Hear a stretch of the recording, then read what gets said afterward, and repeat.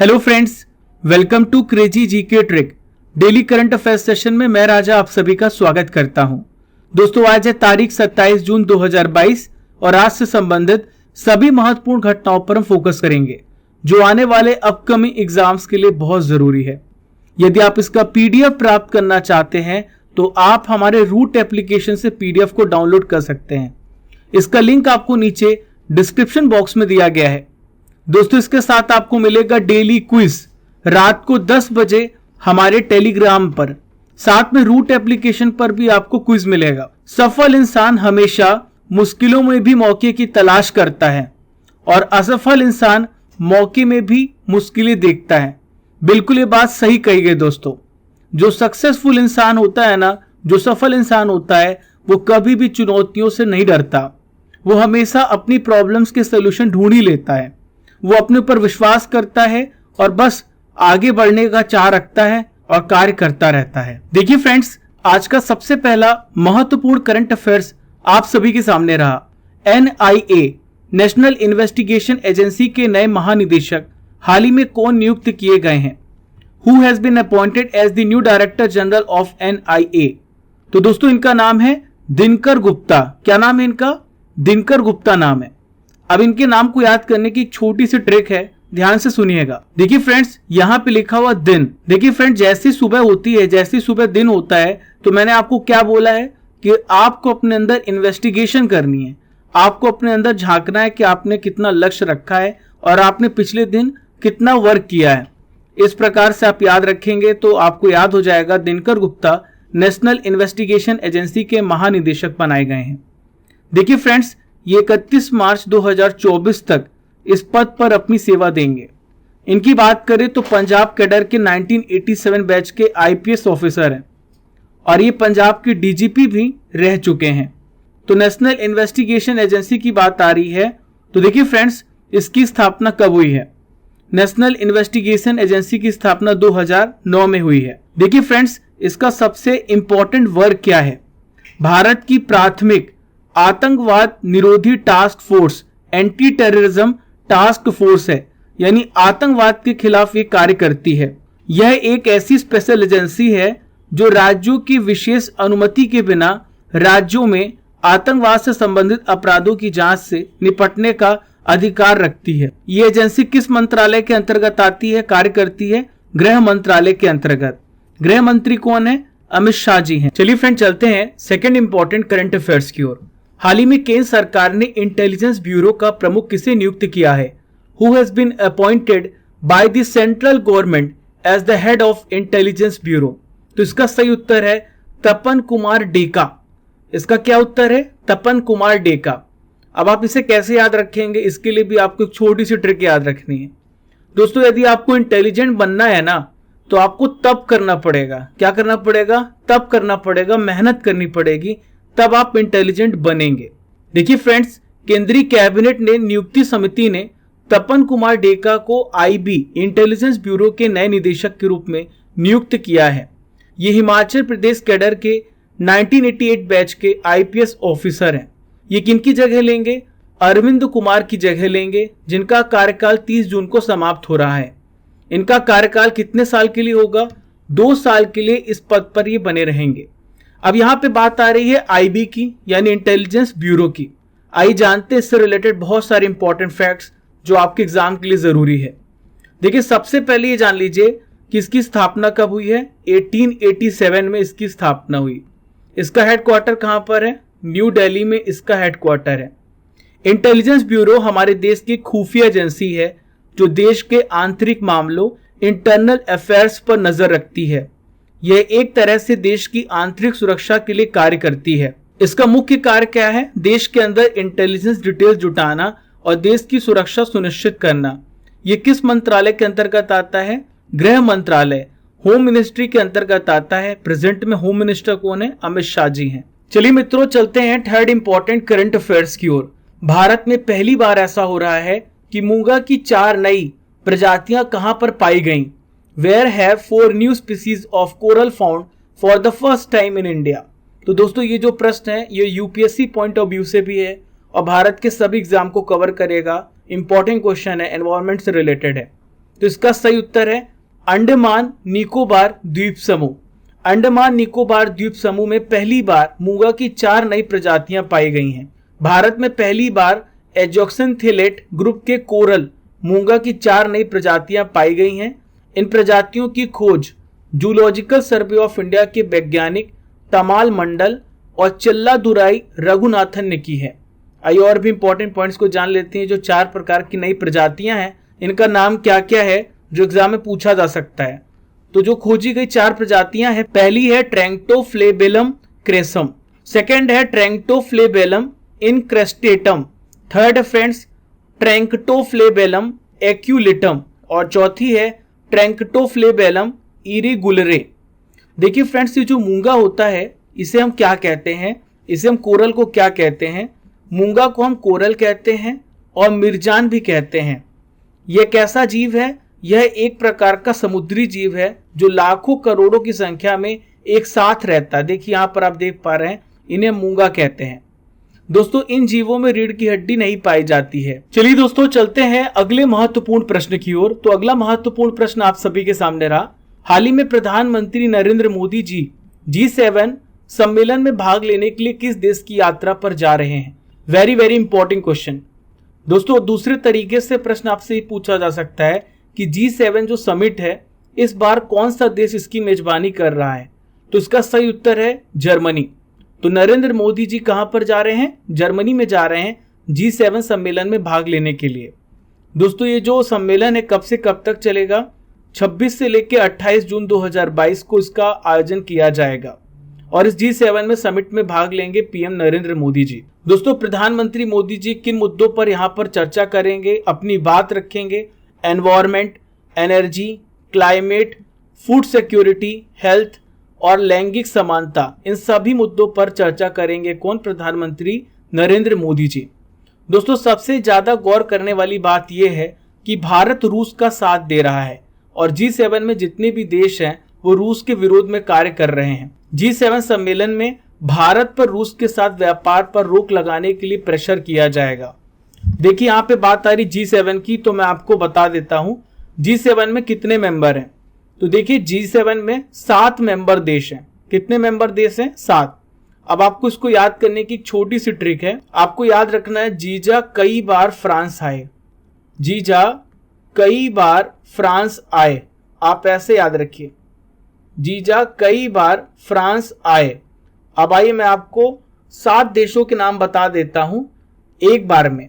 तो देखिए, जी से हो जाएगा जर्मनी, जा से हो जाएगा जापान, का से कनाडा, ई से इटली, कई बार, तो कई बार देखिए बा से हो जाएगा, देखिए यहां पर ब्रिटेन, और रा से रूस। रूस अब इसका हिस्सा नहीं है, तो पहले G7 की जगह G8 था, अब रूस इसका हिस्सा नहीं है, तो देखिए रा आप हटा दीजिएगा। फ्रांस, तो देखिए फ्रांस तो आपको नाम से स्पष्ट है फ्रांस, और आ से हो जाएगा अमेरिका। इस प्रकार से आप इन 7 देशों के नाम याद रख सकते हैं, बस आप रूस को हटा दीजिएगा। इसका गठन कब हुआ है? 1975 में। पहले G6 था, इसमें France, Germany, Italy, Japan, UK और यूएसए थे। कनाडा इसमें शामिल हुआ। जब इसमें कनाडा शामिल हो गया तो G7 बन गया। 1997 में रूस ने भी इसे ज्वाइन किया, तब ये G8 हो गया। 2014 में जब रूस ने यूक्रेन के एक इलाके क्रीमिया पर कब्जा कर लिया, तब उसे इसमें से निकाल दिया गया। अब इसके बाद क्या है? केवल G7 है, इसमें रूस शामिल नहीं है और भारत भी इसका हिस्सा नहीं है। 5th इंपॉर्टेंट करंट अफेयर्स आप सभी के सामने रहा। बाजरा पर राष्ट्रीय सम्मेलन का उद्घाटन हाल ही में किसने किया है? Who has inaugurated the National Conference on बाजरा? तो इसका सही उत्तर है प्रहलाद सिंह पटेल। क्या नाम है इनका? प्रहलाद सिंह पटेल। इन्होंने बाजरा पर राष्ट्रीय सम्मेलन का उद्घाटन किया है। दोस्तों, प्रहलाद सिंह पटेल कौन है? तो देखिए मैं आपको बता दूं, ये minister of state for food processing industries of India के मंत्री हैं। इसका आयोजन किसके द्वारा किया गया है? एक उद्योग निकाय, इसका नाम है एसोचैम। एसोचैम के द्वारा नई दिल्ली में the future super food for India, इस विषय पर इसका उद्घाटन किया गया है। प्रमुख बाजरा उत्पादक राज्यों में देखें तो सबसे पहला नाम किसका आता है? हरियाणा का। दूसरा नंबर आता है यूपी का, तीसरा छत्तीसगढ़, चौथा गुजरात है। 6th इंपॉर्टेंट करंट अफेयर्स आप सभी के सामने रहा। हाल ही में जारी की गई फीफा विश्व रैंकिंग में भारतीय फुटबॉल टीम का कौन सा स्थान है? तो भारतीय फुटबॉल टीम इसमें 104 स्थान पर है। मैंने आपको हाल ही में करंट अफेयर्स पढ़ाया था कि सुनील छेत्री दुनिया में 5वें नंबर पर आ गए हैं सबसे ज्यादा गोल करने में। अंतर्राष्ट्रीय गोल करने के मामले में सुनील छेत्री इन्होंने 84 गोल किए हैं और 5वें स्थान पर है। सबसे ऊपर कौन है? क्रिस्टियानो रोनाल्डो हैं जिन्होंने 117 गोल किए हैं। दोस्तों, हाल ही में फीफा के द्वारा नवीनतम रैंकिंग जारी की गई और भारतीय फुटबॉल टीम 2 स्थान की छलांग लगाकर 104 प्लेस पर पहुंच गई है। न्यूजीलैंड ठीक भारत के ऊपर है। फीफा विश्व रैंकिंग में सबसे पहला स्थान किस देश का है? ब्राजील का है। यहाँ पे बात हमने फीफा की है तो फीफा की स्थापना 1904 में हुई है। फीफा का फुल फॉर्म है फेडरेशन इंटरनेशनल दे फुटबॉल एसोसिएशन। इसका हेडक्वार्टर कहाँ पर है? ज्यूरिक, स्विट्जरलैंड में। इसके अध्यक्ष हैं गियानी इन्फेंटिनो। फीफा विश्व कप होने वाला है 2022 में, कहाँ पर? कतर में। और 2026 में फीफा विश्व कप कहाँ पर होगा? आपको इसका आंसर कमेंट बॉक्स पर बताना है। चलिए दोस्तों, चलते हैं नेक्स्ट इंपॉर्टेंट करंट अफेयर्स की ओर। ये बहुत ही महत्वपूर्ण प्रश्न है, ध्यान से सुनिएगा। हाल ही में नीति आयोग के नए सीईओ के रूप में किसे नियुक्त किया गया है? तो इसका क्या उत्तर है? तो इसका उत्तर है परमेश्वरन अय्यर। क्या नाम है इनका? परमेश्वरन अय्यर। ये 24 जून 2022 को परमेश्वरन अय्यर को नीति आयोग का इन्हें हाल ही में सीईओ नियुक्त किया गया है। ये किनका स्थान लेंगे? ये अमिताभ कांत की जगह पर नियुक्त किए गए हैं। इनका कार्यकाल 30 जून 2022 को पूरा हो रहा है। ये कितने साल तक इस पद पर अपनी सेवा देंगे? 2 साल तक ये इस पद पर अपनी सेवा देंगे। देखिए, यहाँ पे बात हमने नीति आयोग की तो बहुत सारे प्रश्न पूरे भारत में पूछे जाते हैं इससे रिलेटेड।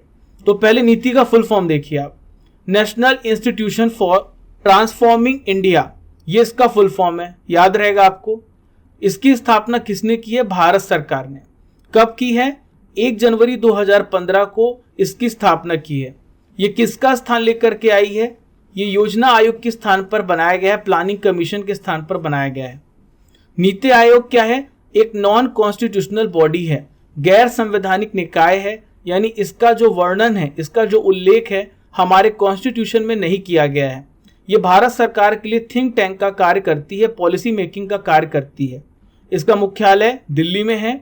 नीति आयोग के अध्यक्ष कौन होते हैं? जो भी देश का प्रधानमंत्री प्राइम मिनिस्टर होता है वो नीति आयोग का अध्यक्ष होता है। वर्तमान उपाध्यक्ष कौन है? वाइस प्रेसिडेंट कौन है? सुमन बेरी हाल ही में नीति आयोग के उपाध्यक्ष बनाए गए हैं। 8th इंपॉर्टेंट करंट अफेयर्स आप सभी के सामने रहा। हाल ही में रणजी ट्रॉफी 2021-22 का खिताब घोषित हो गया है, तो खिताब को पहली बार किस टीम ने जीता है?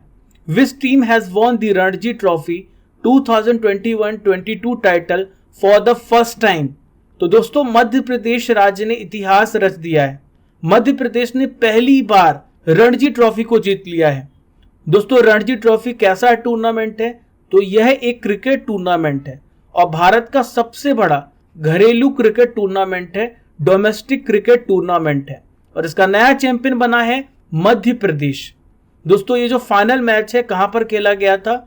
ये फाइनल मैच खेला गया था बेंगलुरु में और फाइनल मुकाबले में मध्य प्रदेश ने सबसे ज्यादा बार जो चैंपियन रही है मुंबई 41 बार चैंपियन रह चुकी है।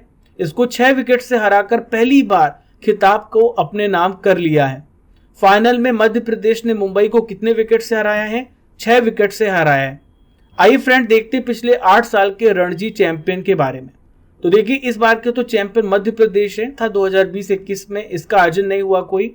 2019-20 के लिए सौराष्ट्र चैंपियन है, 18-19 में विदर्भ, 2017-18 में विदर्भ, 16-17 में गुजरात, 15-16 में मुंबई और 14-15 में कर्नाटक। अब दोस्तों, यहाँ पे रणजी की बात आ रही है तो रणजी ट्रॉफी के बारे में आइए इंपॉर्टेंट डिटेल्स को कवर करते हैं। रणजी ट्रॉफी भारत की सबसे बड़ी घरेलू चैंपियन ट्रॉफी है। पहली बार इसका आयोजन 1934-35 में हुआ। सबसे ज्यादा विजेता कौन सी टीम रही है? 41 बार मुंबई ने सबसे ज्यादा बार रणजी ट्रॉफी को अपने नाम किया है। रणजी का सबसे पहला मैच कब और किसके बीच में हुआ? 4 नवंबर 1934 को सबसे पहला मैच मद्रास और मैसूर के बीच में हुआ था। इसका आयोजन कौन कराता है? बीसीसीआई इसका आयोजन करवाता है। देखिए फ्रेंड्स, मध्य प्रदेश ने इस चैंपियनशिप को जीता है। तो मध्य प्रदेश के कप्तान कौन है? इनका क्या नाम है? आदित्य श्रीवास्तव। इनका क्या नाम है? आदित्य श्रीवास्तव। वर्तमान में कोच कौन है मध्य प्रदेश टीम के? तो इनका नाम है चंद्रकांत पंडित। क्या नाम है इनका? चंद्रकांत पंडित। देखिए फ्रेंड्स, मैं आपको बता दूं कि साइंस का जो विज्ञान का लाइव कोर्स है वो स्टार्ट होने वाला है 1 जुलाई 2022 को। मैं आपको पढ़ाऊंगा science from basic to advance, शून्य से शिखर तक। दोस्तों यहाँ पे आपको लाइव क्लासेस मिलेगी और जैसे ही लाइव क्लास खत्म होगी तो आपको रिकॉर्डेड लेक्चर्स मिलेंगे। आप अपने डाउट को क्लियर कर सकते हो। यहाँ पर आपको रेज हैंड फीचर मिला हुआ है। लेटेस्ट पैटर्न के अकॉर्डिंग आपकी क्वेश्चन सॉल्विंग होगी। प्रीवियस ईयर क्वेश्चन को भी हम डिस्कस करेंगे। आपकी क्लासेस 5 दिन चलेगी और जो कि दोनों मीडियम में होगी, हिंदी और इंग्लिश, और इसकी वैलिडिटी 1 साल की होगी। तो दोस्तों जुड़ना मत भूलें 1 तारीख को लाइव रजिस्ट्रेशन के लिए। दोस्तों क्लासेस लाइव के लिए आपको रजिस्टर करना होगा। नीचे दिया गया डिस्क्रिप्शन बॉक्स में रूट एप्लीकेशन का लिंक। Root application powered by crazy GK trick. Next important current affairs आप सभी के सामने रहा। हाल ही में हरियाणा सरकार के द्वारा कितने खिलाड़ियों को भीम पुरस्कार से सम्मानित किया गया है? How many sports person have been honoured with Bhim award by Haryana government? तो हरियाणा सरकार ने हाल ही में 52 खिलाड़ियों को, 52 खिलाड़ियों को भीम पुरस्कार से सम्मानित किया है। दोस्तों हरियाणा के राज्यपाल कौन है? इनका क्या नाम है? बंडारू दत्तात्रेय। इन्होंने 52 खिलाड़ियों को भीम पुरस्कार से सम्मानित किया है। ये पुरस्कार खिलाड़ियों को स्पोर्ट्स में उनके उत्कृष्ट प्रदर्शन के लिए दिया जाता है। प्रत्येक खिलाड़ियों को 5 लाख रुपए मिलेगा, भीम की मूर्ति मिलेगी, टाई मिलेगा, ब्लेजर मिलेगा और एक सर्टिफिकेट मिलेगा। इन खिलाड़ियों को इसके अलावा 5,000 रुपए हर महीने मानदेय के रूप में प्रदान किया जाएगा। भीम पुरस्कार की बात आ रही है तो इससे रिलेटेड भी प्रश्नों को देख लेते हैं। भीम पुरस्कार कैसा पुरस्कार है? हरियाणा सरकार के द्वारा दिए जाने वाला सर्वोच्च खेल सम्मान है भीम पुरस्कार। ये पुरस्कार खिलाड़ियों को नेशनल और इंटरनेशनल प्रतियोगिताओं में उत्कृष्ट प्रदर्शन के लिए दिया जाता है। इसकी शुरुआत कब से हुई है? 2001 से। दोस्तों यहाँ पे हरियाणा की बात की है तो आइए हरियाणा से रिलेटेड प्रश्नों को कवर करते हैं। तो देखिए हरियाणा का गठन 1966 में हुआ है पंजाब से अलग होकर के। हरियाणा की राजधानी चंडीगढ़ है। सीएम है मनोहर लाल खट्टर। राज्यपाल है बंडारू दत्तात्रेय। चलिए दोस्तों, करंट अफेयर्स की रसमलाई आ गई आपके सामने, यानी 2021 के इंपॉर्टेंट प्रश्नों को मैं आपके लिए डिस्कस करूंगा। तो प्रश्न आप सभी के सामने रहा। हाल ही में पद्मश्री पुरस्कार विजेता डॉक्टर सिंधु ताई सपकाल का 73 ईयर्स की उम्र में निधन हो गया। इनका संबंध किस राज्य से? Very very important question. तो दोस्तों इनका संबंध महाराष्ट्र राज्य से है। हाल ही में किस देश में ओमिक्रॉन के बाद एक और वेरिएंट IHU का वैज्ञानिकों ने पता लगाया था? तो देखिए फ्रेंड्स, ये जो वेरिएंट है फ्रांस में मिला था। सबसे ज्यादा ODF गांव में कौन सा राज्य पहले स्थान पर है? यह है तेलंगाना।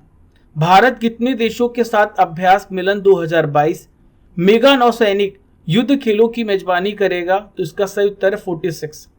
अगला प्रश्न है, अलका मित्तल किस महारत्न कंपनी की पहली महिला प्रमुख बनी? तो दोस्तों ये ONGC की पहली महिला प्रमुख बनाई गई थी। इंपॉर्टेंट प्रश्न था, ये पूछा जा सकता है। चलिए फ्रेंड्स, 25 जून के इंपॉर्टेंट करंट अफेयर्स का रिवीजन भी कर लेते हैं। दोस्तों 26 जून को संडे था और संडे को हमने वीकली करंट अफेयर्स में इंपॉर्टेंट करंट अफेयर्स को भी कवर कर लिया है जो संडे से रिलेटेड था। देखिए पहला प्रश्न है, वर्ल्ड गोल्ड काउंसिल की एक रिपोर्ट के अनुसार 2021 में ग्लोबल गोल्ड रिसाइकलिंग में भारत को कौन सा स्थान मिला? तो भारत 4थे स्थान पर है। न्यू डेवलपमेंट बैंक NDB के भारत क्षेत्रीय कार्यालय के महानिदेशक के रूप में किसे नियुक्त किया गया है? तो इनका नाम है DJ पांडियन। हाल ही में किस देश ने स्वदेशी निर्मित रॉकेट के साथ अपना पहला उपग्रह लॉन्च किया? तो दोस्तों हाल ही में दक्षिण कोरिया ने नूरी को लॉन्च किया है। सफदरजंग स्टेशन से किस देश के लिए भारत गौरव पर्यटक ट्रेन रवाना हुई है? तो दोस्तों ये नेपाल देश के लिए रवाना हुई है। 5th इंपॉर्टेंट रिवीजन क्वेश्चन ये रहा, गरुड़ एरोस्पेस ने अपना पहला एरोस्पेस प्लांट किस देश में स्थापित करने की घोषणा की? तो दोस्तों इसकी स्थापना कहां पर की जा रही? मलेशिया में। 2023 में G20 शिखर सम्मेलन की मेजबानी भारत का कौन सा राज्य या केंद्र शासित प्रदेश करेगा? तो जम्मू कश्मीर कर रहा है। G20 शिखर सम्मेलन की मेजबानी? किस संस्थान के विशेषज्ञों ने एंटी ग्रेविटी बॉडी सूट को डेवलप किया है? एम्स दिल्ली ने। भिक्खु संघ सेना और मार्कस विनीसियस रोजो रॉड्रिक्स को हाल ही में कौन सा पुरस्कार मिला है? तो दोस्तों इन्हें प्रधानमंत्री पुरस्कार से सम्मानित किया गया है। यह पुरस्कार योग क्षेत्र के लिए दिया जाता है।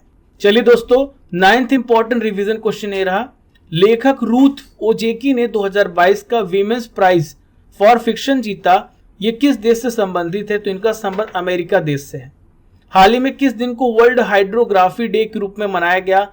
हर साल 21 जून को मनाया जाता है वर्ल्ड हाइड्रोग्राफी डे।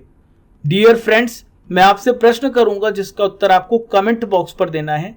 तो प्रश्न आप सभी के सामने आ गया। भीम पुरस्कार किस राज्य सरकार के द्वारा दिया जाता है? इसका उत्तर आपको कमेंट बॉक्स पर देना है। दोस्तों ये था 25 जून के इंपॉर्टेंट करंट अफेयर्स का रिवीजन। हमने डेली करंट अफेयर्स में 27 जून के करंट अफेयर्स को भी कवर कर लिया। आशा करता हूं कि आपको आज का सेशन बहुत ज्यादा पसंद आया होगा। तो शेयर करने में कोई भी कंजूसी ना करिएगा। ज्यादा से ज्यादा लोगों को शेयर करना है और आपको बताना है कि आपकी क्लासेस, करंट की क्लासेस कैसी चलती हैं। दोस्तों पहली बार हमारे चैनल पर आ रहे हैं तो don't forget to subscribe and press the bell icon button. Keep liking, keep sharing your channel crazy GK trick. Thank you friends. जय हिंद, जय भारत।